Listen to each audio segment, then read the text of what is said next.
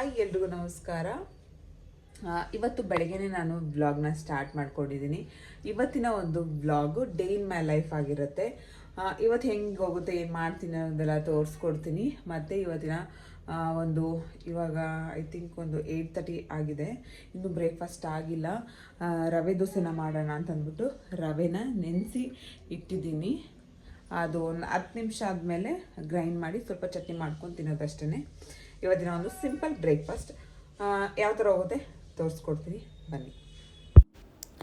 ರವೆ ಎಲ್ಲ ನೆನೆಯೋ ಅಷ್ಟರಲ್ಲಿ ಸ್ವಲ್ಪ ಆಚೆ ಕಡೆ ಬಿಸಿಲು ಬಂದಿತ್ತಲ್ವ, ಬಿಸಿಲು ಕಾಯ್ಕೊಂಡು ಸ್ವಲ್ಪ ವಾಕ್ ಮಾಡಿ ಎಕ್ಸಸೈಸ್ ಎಲ್ಲ ಮಾಡ್ಕೊತೀನಿ. ಸಣ್ಣ ಪುಟ್ಟ ಎಕ್ಸಸೈಸ್ಗಳನ್ನ ಮಾಡ್ಕೊತೀನಿ. ಬಂದು ರವೆ ಎಲ್ಲ ರುಬ್ಬಿ ಆದಮೇಲೆ ಫಸ್ಟ್ ದೋಸೆ ಯಾವಾಗಲೂ ಒಂದು ಚಿಕ್ಕ ದೋಸೆ ಹಾಕ್ತೀನಿ ನಾನು ಯಾವಾಗ್ಲೂ. ನೀವು ಈ ಥರ ಮಾಡ್ತೀರಾ ಕಾಮೆಂಟ್ ಮಾಡಿ.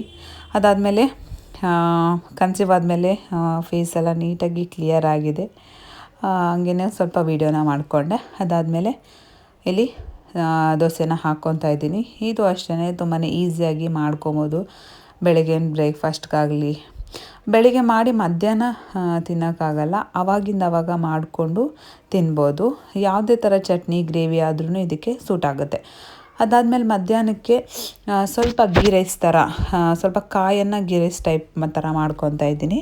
ಇದಕ್ಕೆ ಸ್ವಲ್ಪ ಎಣ್ಣೆ, ಸ್ವಲ್ಪ ತುಪ್ಪ, ಸ್ವಲ್ಪ ಜೀರಿಗೆ, ಸ್ವಲ್ಪ ಮೆಂತ್ಯ ಕಾಳು, ಅದಾದಮೇಲೆ ಹಸಿಮೆಣ್ಸಿನ್ಕಾಯಿ ಮತ್ತು ಈರುಳ್ಳಿ, ಸ್ವಲ್ಪ 1 ಟೇಬಲ್ ಸ್ಪೂನ್ ಆಗುವಷ್ಟು ಬೆಳ್ಳುಳ್ಳಿ ಶುಂಠಿ ಪೇಸ್ಟು, ಮತ್ತು ಇಲ್ಲಿ 1 ಲೋಟ ಅಕ್ಕಿಗೆ ನಾನು 2 ಲೋಟ ನೀರನ್ನ ಹಾಕ್ಕೊಂಡು ರುಚಿಗೆ ಎಷ್ಟು ಬೇಕಷ್ಟು ಉಪ್ಪು ಹಾಕಿ ಇಲ್ಲಿ ನಾನು ಸ್ವಲ್ಪ ಕಾಯಿ ತುರಿನ ಹಾಕ್ಕೊತಾ ಇದ್ದೀನಿ.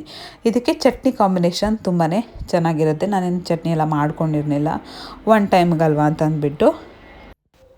ಗೀ ರೈಸ್ ಥರನೂ ಮಾಡ್ಕೊಬೋದು, ಇದೇ ಥರ ಪ್ಲೇನಾಗೂ ಕೂಡ ತಿನ್ಬೋದು, ತುಂಬಾ ಚೆನ್ನಾಗಿರುತ್ತೆ. ಅದಾದಮೇಲೆ ಸ್ವಲ್ಪ ಹೊತ್ತು ರೆಸ್ಟ್ ಮಾಡಿ, ಸ್ವಲ್ಪ ಪಾತ್ರೆ ಎಲ್ಲ ಇದ್ವು, ಸ್ವಲ್ಪ ಪಾತ್ರೆ ಎಲ್ಲ ತೊಳ್ಕೊಂಡು ಬಿಡೋಣ, ಮತ್ತು ಸಾಯಂಕಾಲಕ್ಕೆ ಏನಾದರೂ ಮಾಡೋಣ ಸ್ಪೆಷಲ್ಲಾಗಿ ಅಂತ ಅಂದ್ಬಿಟ್ಟು ಏನು ಕೆಲಸ ಇದೆ ಅದನ್ನೆಲ್ಲ ನಾನು ಈವ್ನಿಂಗೇ ಮುಗಿಸ್ಕೊಂಡೆ. ಸ್ವಲ್ಪ ಬಟ್ಟೆ ಕೂಡ ವಾಷಿಂಗ್ ಮಿಷಿನ್ಗೆ ಹಾಕೋದಿತ್ತು, ಅದನ್ನು ಕೂಡ ಹಾಕಿ ಸ್ವಲ್ಪ ಆಚೆ ಹೋಗಿ ಸ್ವಲ್ಪ ಸಾಯಂಕಾಲಕ್ಕೆ ಅಡುಗೆಗೆಲ್ಲ ಒಂದು ಸ್ವಲ್ಪ ಐಟಮ್ಸ್ ಬೇಕಿತ್ತು, ಅದನ್ನೆಲ್ಲ ತಗೊಂಡು ಬಂದ್ವಿ ಇಬ್ಬರೂ ಹೋಗ್ಬಿಟ್ಟು.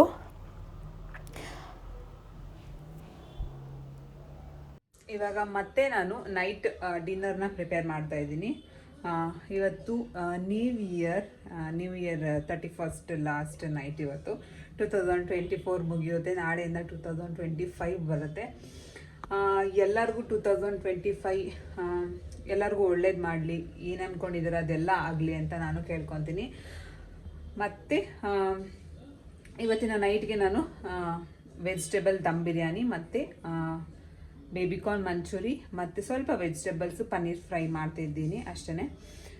ಇವಾಗ ಏನೇನು ಬೇಕದೆಲ್ಲ ನಾನು ಆಲ್ರೆಡಿ ರೆಡಿ ಮಾಡಿ ಇಡ್ತಾ ಇದ್ದೀನಿ. ಇವಾಗ ಸದ್ಯಕ್ಕೆ ರೈಸ್ನ ನಾನು ಬಾಸುಮತಿ ರೈಸ್ನ ಬೇಯಿಸ್ಕೊಂಡು ಇಟ್ಕೊತೀನಿ. ಆಮೇಲೆ ಬೇಕಂದರೆ ದಮ್ ಬಿರಿಯಾನಿ ಮಾಡೋದು ಈಸಿ ಆಗುತ್ತೆ. ಯಾವ ಥರ ಮಾಡ್ತೀನಿ ಅಂತ ಅನ್ನೋದನ್ನು ನಾನು ನಿಮ್ಮ ಜೊತೆ ತೋರಿಸ್ಕೊಡ್ತೀನಿ, ಬನ್ನಿ.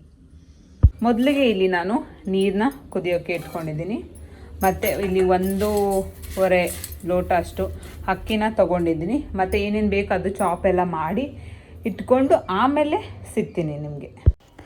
ಇಲ್ಲಿ ಕುದಿಯೋ ನೀರಿಗೆ ಅಕ್ಕಿನ ಹಾಕಿ ಸ್ವಲ್ಪ ಎಣ್ಣೆನ ಹಾಕ್ಕೊತಾ ಇದ್ದೀನಿ, ಬಿಡಿಯಾಗಿರಲಿ ಅಂದ್ಬಿಟ್ಟು. ಒಂದು 70% ಬೆಂದಮೇಲೆ ಅದನ್ನು ನೀಟಾಗಿ ಬಸ್ಕೊತೀನಿ. ಇಲ್ಲಿ ಗೋಬಿ ಮಂಚೂರಿಯನ್ಗೆ ಫಸ್ಟ್ ಒಂದು 4 ಟೇಬಲ್ ಸ್ಪೂನ್ ಆಗೋಷ್ಟು ಮೈದಾ ಹಿಟ್ಟು, 1 ಟೇಬಲ್ ಸ್ಪೂನ್ ಕಡಲೆ ಹಿಟ್ಟು ಹಾಕ್ಕೊತಾ ಇದ್ದೀನಿ. 1 ಟೇಬಲ್ ಸ್ಪೂನ್ ಇಲ್ಲಾಂದರೆ 1.5 ಟೇಬಲ್ ಸ್ಪೂನ್ ಅಷ್ಟು ಚಿಲ್ಲಿ ಪೌಡರು, 1 ಟೇಬಲ್ ಸ್ಪೂನ್ ಆಗುವಷ್ಟು ಧನಿಯಾ powder, 1 table spoon garam masala, ರುಚಿಗೆ ಎಷ್ಟು ಬೇಕಷ್ಟು ಉಪ್ಪು, ಮತ್ತು 1 ಟೇಬಲ್ ಸ್ಪೂನ್ ಆಗುವಷ್ಟು ಬೆಳ್ಳುಳ್ಳಿ ಶುಂಠಿ ಪೇಸ್ಟ್ನ ಹಾಕಿ ಇದನ್ನು ಫಸ್ಟು ಚೆನ್ನಾಗಿ ಮಿಕ್ಸ್ ಮಾಡಿಕೊಂಡು ಆಮೇಲೆ ಸ್ವಲ್ಪ ನೀರನ್ನ ಹಾಕ್ಕೊಂಡು ಕಲಿಸ್ಕೊಬೇಕಾಗತ್ತೆ. ತುಂಬ ತೆಳುವಾಗಿ ಕಲಿಸ್ಕೊಬಾರ್ದು, ಒಂದು ಮೀಡಿಯಮಾಗಿ ಅದಕ್ಕೆ ಕಲಿಸ್ಕೊಂಡ್ರೆ ಸಾಕಾಗುತ್ತೆ. ಇದೆಲ್ಲ ಸ್ವಲ್ಪ ಮ್ಯಾರಿನೇಟ್ ಆಗುವಷ್ಟರಲ್ಲಿ ಇಲ್ಲಿ ನಾನು ದಮ್ ಬಿರಿಯಾನಿಗೆ ಪ್ರಿಪೇರ್ ಮಾಡ್ಕೊತಾ ಇದ್ದೀನಿ. ಸ್ವಲ್ಪ ಎಣ್ಣೆ, 1.5 ಟೇಬಲ್ ಸ್ಪೂನ್ ಆಗುವಷ್ಟು ತುಪ್ಪ, ಪಲಾವ್ ಸ್ಪೈಸಸ್ಸು ಮತ್ತು ಹಸಿಮೆಣ್ಸಿನ್ಕಾಯಿ ಈರುಳ್ಳಿನ ಹಾಕಿ ಚೆನ್ನಾಗಿ ಫ್ರೈ ಮಾಡಿಕೊಂಡು ಕಸ್ತೂರಿ ಮೇಥಿ ಮತ್ತು 1 ಟೇಬಲ್ ಸ್ಪೂನ್ ಆಗುವಷ್ಟು ಬೆಳ್ಳುಳ್ಳಿ ಶುಂಠಿ ಪೇಸ್ಟ್ನ ಹಾಕಿ ಚೆನ್ನಾಗಿ ಫ್ರೈ ಮಾಡ್ಕೊಬೇಕು. ಅದಾದಮೇಲೆ ಇಲ್ಲಿ ನಾನು ಕ್ಯಾಪ್ಸಿಕಮ್, ಕ್ಯಾರೆಟ್ ಮತ್ತು ಬೀನ್ಸ್ನ ಹಾಕಿ, ಅದಾದಮೇಲೆ ಸ್ವಲ್ಪ ಅರಿಶಿನ ಪುಡಿ, chilli powder, dhania powder, garam masala, pepper powder, chaat masala, 3 tablespoon ಆಗುವಷ್ಟು ಮೊಸರು ಮತ್ತು 1 ಟೇಬಲ್ ಸ್ಪೂನ್ ಆಗುವಷ್ಟು ಬಿರಿಯಾನಿ ಪೌಡರ್, ರುಚಿಗೆ ಎಷ್ಟು ಬೇಕಷ್ಟು ಉಪ್ಪು ಹಾಕಿ ಇದನ್ನು ಒಂದು 5 ನಿಮಿಷ ಇಲ್ಲಾಂದರೆ ಒಂದು 10 ನಿಮಿಷ ಚೆನ್ನಾಗಿ ಬೇಯಿಸ್ಕೊಂಡು, ಅದಾದಮೇಲೆ ಅನ್ನನ ಏನು ಬಸ್ಕೊಂಡಿದ್ನಲ್ಲ ಅದನ್ನು ಎಲ್ಲ ಕಡೆ ನೀಟಾಗಿ ಸ್ಪ್ರೆಡ್ ಮಾಡಿಕೊಂಡು, ಇಲ್ಲಾಂದರೆ ಇದನ್ನು ಲೇಯರಾಗೂ ಕೂಡ ಹಾಕ್ಕೊಬೋದು, ಇಲ್ಲ ಅಂತಂದರೆ ಹಿಂಗೂ ಕೂಡ ಮಾಡ್ಕೊಬೋದು. ಸ್ವಲ್ಪ ಕೊತ್ತಂಬರಿ ಸೊಪ್ಪು, ಪುದೀನ ಸೊಪ್ಪು, 1-2 ಟೇಬಲ್ ಸ್ಪೂನ್ ಆಗೋಷ್ಟು ತುಪ್ಪನ ಹಾಕಿ ಫಸ್ಟ್ ಒಂದು ತವಾನ ಇಟ್ಟು ಮೀಡಿಯಮ್ ಫ್ಲೇಮಲ್ಲಿ ಇಕ್ಬಿಟ್ಟು ಅದರ ಮೇಲೆ ಒಂದು ಪ್ಲೇಟ್ ಮುಚ್ಚಿ ಸ್ವಲ್ಪ ತೂಕಾಗಿರೋ ಥರದ್ದು ಏನಾದರೂ ಒಂದು ಇಟ್ಟು ಒಂದು 20 ನಿಮಿಷ ಮೀಡಿಯಮ್ ಫ್ಲೇಮಲ್ಲಿ ಸ್ಟೀಮ್ ಮಾಡಿದ್ರೆ ಸಾಕಾಗುತ್ತೆ. ಅದಾದಮೇಲೆ ಇಲ್ಲಿ ಗೋಬಿ ಮಂಚೂರಿಯನ್ನು ಕೂಡ ಫ್ರೈನ ಮಾಡ್ಕೊತಾ ಇದ್ದೀನಿ.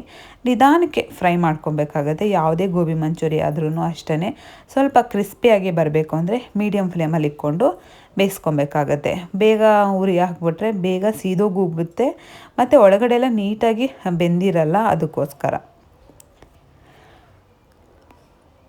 ಇದನ್ನು ಕೂಡ ಅಷ್ಟೇ ಎಲ್ಲನೂ ನೀಟಾಗಿ ಬೇಯಿಸ್ಕೊಂಡು ಫಸ್ಟು ಗೋಬಿ ಮಂಚೂರಿನ ಮಾಡ್ಕೊತಾ ಇದ್ದೀನಿ. ಇಲ್ಲಿ ಸ್ವಲ್ಪ ಎಣ್ಣೆ, ಸ್ವಲ್ಪ ಬೆಳ್ಳುಳ್ಳಿ, ಈರುಳ್ಳಿ ಮತ್ತು ಕ್ಯಾಪ್ಸಿಕಮ್ ಹಾಕಿ ಚೆನ್ನಾಗಿ ಫ್ರೈ ಮಾಡಿಕೊಂಡು ಸ್ವಲ್ಪ ಉಪ್ಪನ್ನ ಹಾಕ್ತಾಯಿದ್ದೀನಿ. ಬೇಕು ಅಂದರೆ ಹಾಕ್ಕೊಬೋದು, ಇಲ್ಲಾಂದರೆ ಸ್ಕಿಪ್ ಕೂಡ ಮಾಡ್ಕೊಬೋದು. ಅದಾದಮೇಲೆ ನಾನೇನು ಫ್ರೈ ಮಾಡ್ಕೊಂಡಿದ್ನಲ್ವ ಬೇಬಿಕಾರ್ನ್, ಅದನ್ನು ಕೂಡ ಹಾಕಿ ಸ್ವಲ್ಪ ಸೋಯಾ ಸಾಸು, ಸ್ವಲ್ಪ ಟೊಮೆಟೊ ಕೆಚಪ್ ಹಾಕ್ಕೊಂಡು ಮಿಕ್ಸ್ನ ಮಾಡಿಕೊಂಡೆ. ಆಮೇಲೆ ನಮ್ಮ ಹಸ್ಬೆಂಡ್ ಬಂದರು ಅಷ್ಟಕ್ಕೆ. ಅವರು ಸ್ವಲ್ಪ ಗ್ರೇವಿ ಥರ ಸ್ವಲ್ಪ ಡ್ರೈ ಬೇಡ ಅಂತ ಅಂದರು. ಅದಕ್ಕೋಸ್ಕರ ಇಲ್ಲಿ ಒಂದು ಸ್ವಲ್ಪ ನೀರಿಗೆ ಸ್ವಲ್ಪ ಟೊಮೆಟೊ ಕೆಚಪ್ಪು, ಸ್ವಲ್ಪ ಸೋಯಾ ಸಾಸು, ಸ್ವಲ್ಪ ಚಿಲ್ಲಿ ಪೌಡರು, ಸ್ವಲ್ಪ ಅರಿಶಿನ ಹಾಕ್ಬಿಟ್ಟು ಮಿಕ್ಸ್ ಮಾಡಿಕೊಂಡು ಆ ನೀರನ್ನ ಇಲ್ಲಿ ನಾನು ಆ್ಯಡ್ ಮಾಡ್ತಾಯಿದ್ದೀನಿ. ಅದನ್ನು ನೀವು ನೋಡಿಕೊಂಡು ಹಾಕ್ಕೊಳ್ಳಿ. ನಿಮಗೆ ಜಾಸ್ತಿ ಗ್ರೇವಿ ಥರ ಬೇಕು ಅಂದರೆ ಸ್ವಲ್ಪ ಜಾಸ್ತಿ ಮಾಡಿಕೊಂಡು ಹಾಕ್ಕೊಳ್ಳಿ. ಮೀಡಿಯಮ್ ಆಗಿ ಬೇಕು ಅಂತಂದರೆ ಸ್ವಲ್ಪ ಮೀಡಿಯಮ್ ಆಗಿ ಹಾಕ್ಕೊಳ್ಳಿ. ಬೇಕಂದರೆ ಇದಕ್ಕೆ ನೀವು ಸ್ವಲ್ಪ ಪೆಪ್ಪರ್ನೂ ಕೂಡ ಹಾಕ್ಕೊಬೋದು. ನಾನು ಸ್ವಲ್ಪ ಪೆಪ್ಪರ್ನ ಸೇರಿಸ್ಕೊಂಡಿದ್ದೀನಿ. ಒಂದು 5 ನಿಮಿಷ ಕುದಿಸಿದ್ರೆ ಮೀಡಿಯಮ್ ಫ್ಲೇಮಲ್ಲಿ ಸಾಕಾಗುತ್ತೆ, ಇಲ್ಲಾಂದರೆ ಹೈ ಫ್ಲೇಮಲ್ಲೂ ಕುದಿಸ್ಕೊಬೋದು. ತುಂಬಾ ಟೇಸ್ಟಿಯಾಗಿ ಬಂದಿತ್ತು ಈ ಮಂಚೂರಿಯನ್ ಕೂಡ. ನೀವು ಒಂದ್ಸಲ ನಾನು ಮಾಡೋ ಪ್ರತಿಯೊಂದು ಅಡುಗೆನ ಟ್ರೈ ಮಾಡಿ ಹೇಗೆ ಬಂತು ಅಂತ ಕಾಮೆಂಟ್ ಮಾಡಿ ಹೇಳಿ. ನಾನು ಇದೇ ಫಸ್ಟ್ ಇಷ್ಟೊಂದು ಅಂದರೆ ಅಡುಗೆಗಳನ್ನ ಮಾಡಿದ್ದೀನಿ, ಬಟ್ ಒಂದು ಪ್ರಾಪರಾಗಿ ನೈಟ್ ಡಿನ್ನರ್ಗೆ ಅಂತ ಇಷ್ಟೊಂದು ಅಡುಗೆಗಳನ್ನ ಮಾಡಿಕೊಂಡು ಅರೇಂಜ್ ಮಾಡಿಕೊಂಡು ತಿಂತಾ ಇರೋದು ಇದೇ ಫಸ್ಟ್. ಈ ಥರ ಅರೇಂಜ್ ಎಲ್ಲ ಮಾಡ್ತಾ ಇರಲಿಲ್ಲ, ನಾರ್ಮಲಾಗಿ ಮಾಡ್ಕೊತಾ ಇದ್ವಿ, ಆ ಥರ ಮಾಡ್ತಾಯಿದ್ವಿ. ಮತ್ತು ಇವಾಗ ನಾನು ಬೇಬಿ ಕಾರ್ನ್ ಬೇಯಿಸ್ಕೊಂಡಿದ್ನಲ್ವ, ಅದರಲ್ಲಿ ಸ್ವಲ್ಪ ಡ್ರೈ ಆಗಿ ತಿನ್ನೋಣ ಅಂತ ಅಂದ್ಬಿಟ್ಟು ಎತ್ತಿಟ್ಕೊಂಡಿದ್ದೆ. ಇದಕ್ಕೆ ಸ್ವಲ್ಪ ಆನಿಯನ್ನು, ಸ್ವಲ್ಪ ಇದು ಚೆನ್ನಾಗಿ ಕಾಣಿಸ್ಲಿ ಅಂದ್ಬಿಟ್ಟು ಸ್ವಲ್ಪ ನಿಂಬೆಹಣ್ಣು ಮತ್ತು ಅದು ಮ್ಯಾಂಗೋ ಪೌಡರ್ ಬರುತ್ತೆ ನೋಡಿ, ಅದನ್ನು ಹಾಕ್ಕೊಳ್ಬೇಕಾಗತ್ತೆ. ಇದಕ್ಕೆ ಬೇಕಂದರೆ ಸ್ವಲ್ಪ ಪೆಪ್ಪರ್ನೂ ಕೂಡ ಹಾಕ್ಕೊಬೋದು. ಪೆಪ್ಪರ್ ಅವಶ್ಯಕತೆ ಇಲ್ಲ, ಜಸ್ಟ್ ಈ ಮ್ಯಾಂಗೋ ಪೌಡರ್ನ ಹಾಕ್ಕೊಂಡ್ರೆ ಸಾಕು. ಒಂಥರ ಹುಳಿಯಾಗಿ ಒಂಥರ ತುಂಬಾ ಚೆನ್ನಾಗಿ ಅನಿಸ್ತಾಯಿತ್ತು. ಇದು ಕೂಡ ಸ್ವಲ್ಪ ಕೊತ್ತಂಬರಿ ಸೊಪ್ಪು ಹೊದಿಸಿದ್ರೆ ಮುಗೀತು. ಇದೆಲ್ಲ ಮಾಡ್ಕೊಳ್ಳೋ ಅಷ್ಟರಲ್ಲಿ ಇಲ್ಲಿ ಪಲಾವ್ ಕೂಡ ದಮ್ ಬಿರಿಯಾನಿ ಕೂಡ ಸಾಕು ಅಂತ ಅಂದ್ಬಿಟ್ಟು ಓಪನ್ ಮಾಡಿ ನೋಡೋಣ. ಯಾಕಂದರೆ ಈ ಥರ ದಮ್ ಮಾಡಿ ನಾನು 1 ಇಯರ್ ಮೇಲೇ ಆಗಿತ್ತು ಅನಿಸುತ್ತೆ. ಅದಾದಮೇಲೆ ನಾನು ಮಾಡೋಕ್ಕೆ ಹೋಗಿರಲಿಲ್ಲ. ಇವತ್ತು ಮಾಡೋಣ, ತುಂಬ ದಿವಸ ಆಗಿತ್ತಲ್ಲ ಅಂತ ಅಂದ್ಬಿಟ್ಟು ಇವತ್ತು ಮಾಡ್ಕೊತಾ ಇದ್ದೆ. ಒಂದು ಸ್ವಲ್ಪನೂ ತಡ ಹಿಡ್ದಿರಲಿಲ್ಲ, ತುಂಬಾ ಟೇಸ್ಟಿಯಾಗಿ ಬಂದಿತ್ತು. ಸಾಲ್ಟು ಕೂಡ ಅಷ್ಟೇ, ಖಾರ, ಸಾಲ್ಟು, ಉಪ್ಪು ಎಲ್ಲ ಪರ್ಫೆಕ್ಟಾಗಿ ಬಂದಿತ್ತು. ಅಂತಂದರೆ ಎಲ್ಲನೂ ಒಂದು ಕ್ವಾಂಟಿಟಿಯಲ್ಲಿ ಹಾಕಿದ್ರೆ ಪರ್ಫೆಕ್ಟಾಗಿರುತ್ತೆ. ಸ್ವಲ್ಪ ಹೆಚ್ಚು ಕಡಿಮೆ ಆದ್ರೂ ಅದು ಟೇಸ್ಟಲ್ಲಿ ಹಾಗೆ ಹಿಂಗೆ ಹಾಕುತ್ತೆ. ನೀವೇನೇ ತೊಗೋಬೇಕಾದ್ರೂ ಅಷ್ಟೇ 1 ಟೇಬಲ್ ಸ್ಪೂನ್ ಅಂದರೆ ಎಲ್ಲನೂ ಕೂಡ ಅಷ್ಟೇ ಈಕ್ವಲಾಗಿ ಹಾಕ್ಕೊಬೇಕಾಗತ್ತೆ. ಅದು ಕೆಲವೊಬ್ರು ಕಣ್ಣಳತೆಯಲ್ಲಿ ನೋಡಿದ್ರೆ ಗೊತ್ತಾಗ್ಬಿಡುತ್ತೆ, ಕೆಲವೊಬ್ರಿಗೆ ಏನಾಗುತ್ತೆ ಕಾಮನಾಗಿ ಮಿಸ್ಟೇಕ್ ಆಗುತ್ತೆ. ಬಟ್ ಅಭ್ಯಾಸ ಪ್ರಾಕ್ಟೀಸ್ ಮಾಡ್ತಾ ಅದು ಗೊತ್ತಾಗ್ಬಿಡುತ್ತೆ. ಕಾಮನಾಗಿ ಎಲ್ಲರಿಗೂ ಅದೇ ಥರ. ಸ್ಟಾರ್ಟಿಂಗ್ ಯಾವುದೇ ಅಡುಗೆ ಮಾಡಬೇಕಂದ್ರೂ ಪರ್ಫೆಕ್ಟಾಗಂತೂ ಬರೋದಿಲ್ಲ. ನನಗೂ ಕೂಡ ಅಷ್ಟೇ, ಸ್ಟಾರ್ಟಿಂಗ್ ನಾನು ತುಂಬಾ ಮಿಸ್ಟೇಕ್ ಮಾಡಿದ್ದೀನಿ. ಬಟ್ ಇವಾಗಂತೂ ನಾನು ಕಣ್ಣಳತೆಲೇ ಎಲ್ಲನೂ ಮಾಡ್ಕೊಂಬಿಡ್ತೀನಿ. ಉಪ್ಪು ಖಾರ ಏನೂ ಟೇಸ್ಟ್ ಎಲ್ಲ ನೋಡೋಕ್ಕೆ ಹೋಗೋದಿಲ್ಲ, ಒಂದು ಕಣ್ಣಳತೆಯಲ್ಲಿ ಮಾಡ್ಕೊಳ್ತೀನಿ. ಸಪೋಸ್ ಏನಾದರೂ ಟೇಸ್ಟ್ ಮಾಡಲೇಬೇಕು ಅಂದರೆ ನಾನು ಟೇಸ್ಟ್ ಮಾಡಲ್ಲ, ಯಾರಿರ್ತಾರೆ ಪಕ್ಕದಲ್ಲಿ ಅವ್ರಿಗೆ ನಾನು ಟೇಸ್ಟ್ ಮಾಡೋಕ್ಕೆ ಹೇಳ್ತೀನಿ.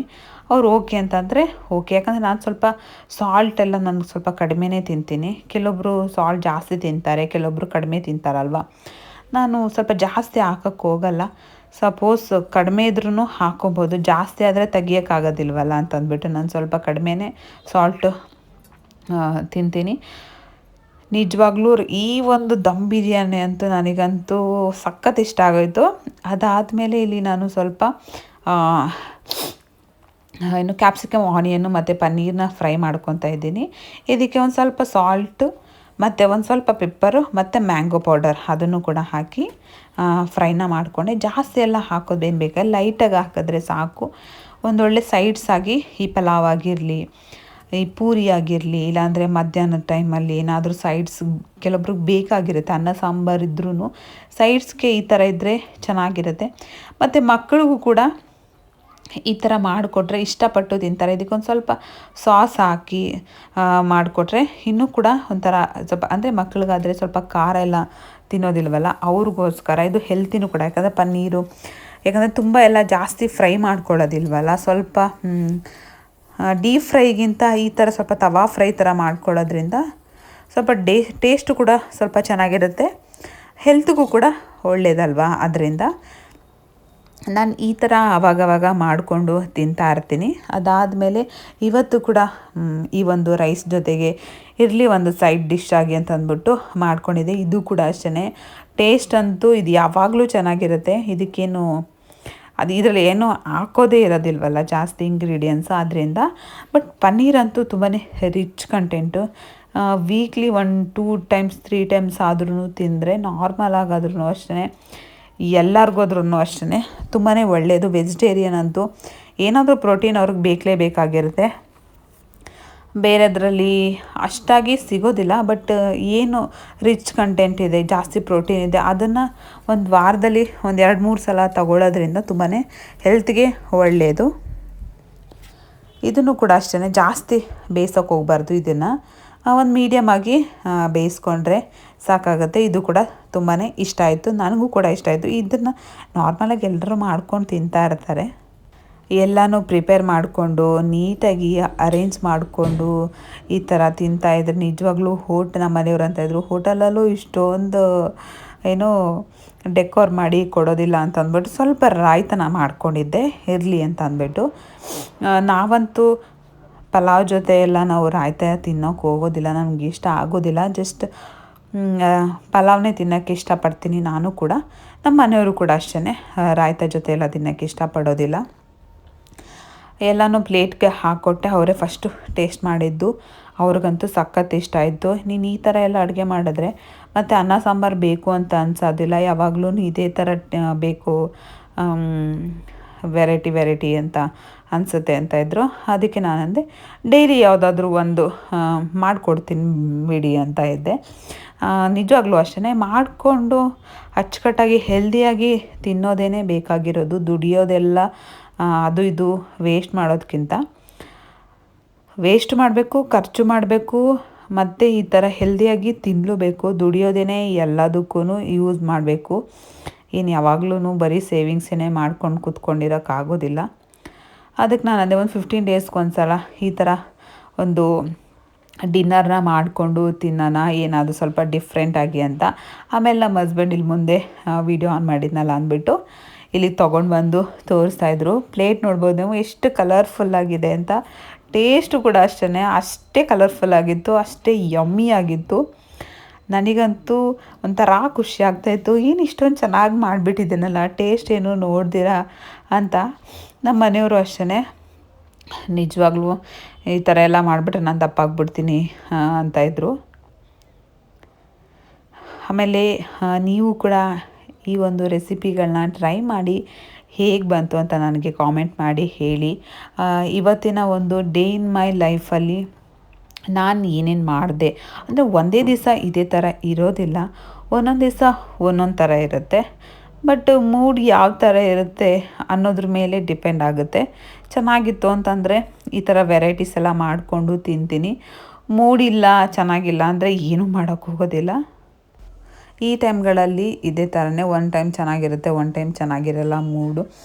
ಅದರಿಂದ ನಿಜವಾಗ್ಲೂ ನನಗಂತೂ ಇವಾಗ ವೀಡಿಯೋ ನೋಡ್ತಾ ಇದ್ರೂ ಮತ್ತೆ ಎಲ್ಲ ತಿನ್ನಬೇಕು ಅಂತ ಅನ್ನಿಸ್ತಾ ಇದೆ. ನಿಜವಾಗ್ಲೂ ಸಖತ್ ಇಷ್ಟ ಆಯಿತು.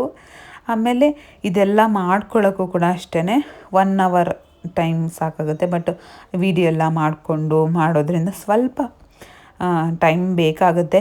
ನೀವು ಇದೇ ಥರ ಹೆಲ್ದಿಯಾಗಿ ಮಾಡಿಕೊಂಡು ತಿನ್ನಿ. ಡೈಲಿ ನಿಮ್ಮ ಒಂದು ದಿನದಲ್ಲಿ ಏನಾದರೂ ಒಂದು ಹೆಲ್ದಿಯಾಗಿ ತಿನ್ನೋಕ್ಕೆ ಟ್ರೈ ಮಾಡಿ. ಯಾಕಂದರೆ ಇವಾಗಿನ ಫುಡ್ಗಳಂತೂ ಯಾವುದೂ ಸರಿ ಇಲ್ಲ. ನಾವು ಹೆಂಗೆ ಮಾಡ್ಕೊಂಡು ತಿಂತೀವಿ ಅದ್ರ ಮೇಲೆ ನಮ್ಮ ಹೆಲ್ತು ಚೆನ್ನಾಗಿರುತ್ತೆ. ಇವಾಗ ಮೊದಲು ಎಕ್ಸಾಂಪಲ್ ನಂಗೆ ಮೊದಲು ಸ್ವಲ್ಪ ಪಿಂಪಲ್ಸ್ ಎಲ್ಲ ಇತ್ತು, ಆಚೆ ಎಲ್ಲ ತಿಂತಾಯಿದ್ದೆ. ಇವಾಗ ಕನ್ಸೀವ್ ಆದಮೇಲೆ ಸ್ವಲ್ಪ ಆಚೆ ಎಲ್ಲ ತಿನ್ನೋದು ಬಿಟ್ಬಿಟ್ಟಿದ್ದೇನಲ್ವಾ. ಸೊ ಅದರಿಂದ ಇವಾಗ ಮನೇಲಿ ಏನು ಬೇಕು ಅದನ್ನು ಮಾಡ್ಕೊಂಡು ತಿನ್ನೋದ್ರಿಂದ ನನ್ನ ಫೇಸು ನೀಟಾಗಿ ಕ್ಲಿಯರ್ ಕೂಡ ಆಗ್ತಾಯಿದೆ. ನೀವೇ ನೋಡ್ಬೋದು. ಎಕ್ಸಾಂಪಲ್ ನಾನೇ ಇದ್ದೀನಿ. ನನಗಂತೂ ಈ ಥರ ಡಿಫ್ರೆಂಟಾಗಿ ಫುಡ್ಗಳನ್ನ ಮಾಡಿಕೊಂಡು ನನಗೆ ಅಡುಗೆ ಮಾಡೋದ್ರಲ್ಲಿ ನನಗೆ ಕಷ್ಟ ಅಂತ ಅನಿಸೋದಿಲ್ಲ. ನನಗೆ ಖುಷಿಯಿಂದ ನಾನು ಅಡುಗೆನ ಮಾಡಿಕೊಂಡು ನಾನು ತಿನ್ನೋಕ್ಕೆ ಇಷ್ಟಪಡ್ತೀನಿ ನಾನು. ಬಟ್ ಆಚೆ ಕಡೆನೂ ತಿನ್ನೋಕ್ಕೆ ಇಷ್ಟಪಡ್ತೀನಿ. ಆ ಥರ ಯಾವಾಗಲೂ ಆಚೆನೇ ತಿನ್ನಬೇಕು ಅಂತಿಲ್ಲ, ಯಾವಾಗಲೂ ಮನೇಲೇ ತಿನ್ನಬೇಕು ಅಂತ ಅನ್ನಲ್ಲ. ಎರಡೂ ಓಕೆ ನಂದು ಆ ಥರ. ಆರಾಮಾಗಿ ಬಿಗ್ ಬಾಸ್ ನೋಡಿಕೊಂಡು ಆರಾಮಾಗಿ ಚಿಲ್ ಮಾಡಿಕೊಂಡು ತಿಂದ್ಕೊಂಡು ಇದ್ವಿ. ಇವತ್ತಿನ ನೈಟ್ ಅಂತೂ ಸಖತ್ತಾಗಿತ್ತು. ಇನ್ಮೇಲೆ ಪ್ಲ್ಯಾನ್ ಮಾಡ್ಕೊಂಡಿದ್ದೀವಿ ಒಂದು 1 ಮಂತಲ್ಲಿ 1-2 ಟೈಮ್ಸ್ ಆದ್ರೂ ಈ ಥರ ಮಾಡಿಕೊಂಡು ನೈಟು ತಿನ್ನೋಣ ಅಂತ ಅಂದ್ಬಿಟ್ಟು. ಮತ್ತು ಈ ವಿಡಿಯೋ ನಿಮಗೆ ಇಷ್ಟ ಆಗಿದರೆ ಪ್ಲೀಸ್ ಲೈಕ್, ಶೇರ್ ಮಾಡಿ, ಕಮೆಂಟ್ ಮಾಡಿ, ಸಬ್ಸ್ಕ್ರೈಬ್ ಮಾಡಿಕೊಂಡು ಸಪೋರ್ಟ್ ಮಾಡಿ. ಇದೇ ಥರ ವೀಡಿಯೋಸ್ಗಳನ್ನ ನಾನು ಅಪ್ಲೋಡ್ ಮಾಡ್ತಾ ಇರ್ತೀನಿ. ಮತ್ತು ಚೆನ್ನಾಗಿ ವೀಡಿಯೋಸ್ನ ನೋಡಿ. ಏನಾದರೂ ಮಿಸ್ಟೇಕ್ಸ್ ಇದ್ದರೆ ಸಾರಿ, ಕಾಮೆಂಟ್ ಮಾಡಿ, ನನಗೆ ಗೊತ್ತಾಗುತ್ತೆ ಏನಾದರೂ ಇದ್ದರೆ. ಅದಾದಮೇಲೆ ವಿಡಿಯೋನ ನೋಡಿ ಸಪೋರ್ಟ್ ಮಾಡಿ. ನಿಮ್ಮ ಫ್ರೆಂಡ್ಸ್ ಮತ್ತು ಫ್ಯಾಮಿಲಿಗೆ ಶೇರ್ ಮಾಡ್ಕೊಳ್ಳಿ. ವಿಡಿಯೋ ನೋಡೋದಕ್ಕೆ ತುಂಬಾ ಥ್ಯಾಂಕ್ಸ್. Love you all. ಹೇಗೆ ಅನ್ನಿಸ್ತು ಈ ವಿಡಿಯೋ ಕಾಮೆಂಟ್ ಮಾಡಿ.